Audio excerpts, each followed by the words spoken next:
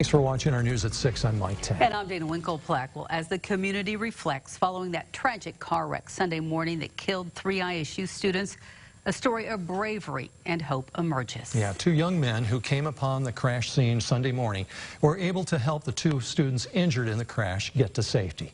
Nicole Christine sat down with the 2 young men to hear what led them to their heroic act. I've always just had like a super big heart, and if it was like me in that situation, I would hope somebody would do that for me.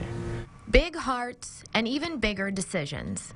That's what gave the tragic wreck Sunday morning in Riley, Indiana, involving 5 ISU students, an element of hope, as 2 local men, Christian Klingerman and Lucas Bishop, individually came upon the scene of the crash and then together sprung into action. Bishop says he initially wasn't sure the scale of the wreck.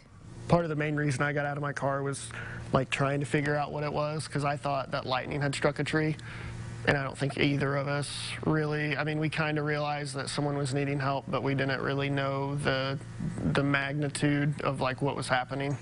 Once Bishop and Klingerman did realize there were people trapped in the car, which had caught fire in the wreck, their actions brought Omarion Dixon and John Moore out of the vehicle and to safety. Tragically, the 3 other students in the car, Christian Eubanks, Caleb Van Hooser, and Jaden Musili, were pronounced dead on scene by first responders. For the families of Caleb, Christian, and Jaden, it's just, I can't imagine having to go through that. I would think it's really awesome that people are putting like fundraisers and stuff together for the families.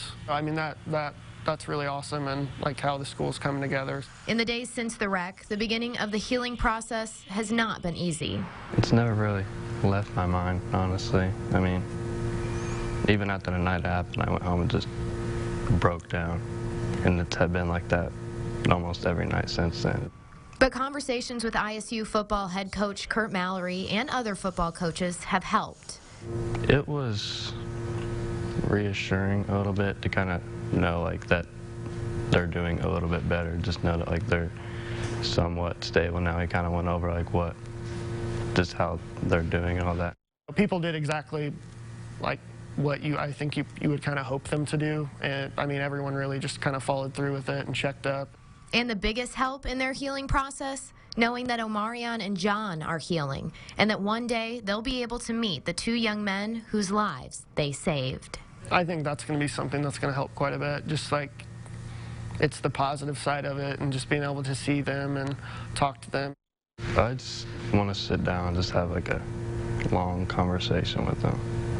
And I don't know exactly what will be said then, but I just want to just be able to see them know, like, yeah, that they're okay. Dixon and Moore are continuing to recover at a hospital in Indianapolis. ISU announced a university memorial service for Eubanks, Van Hooser, and Musili is planned for Monday.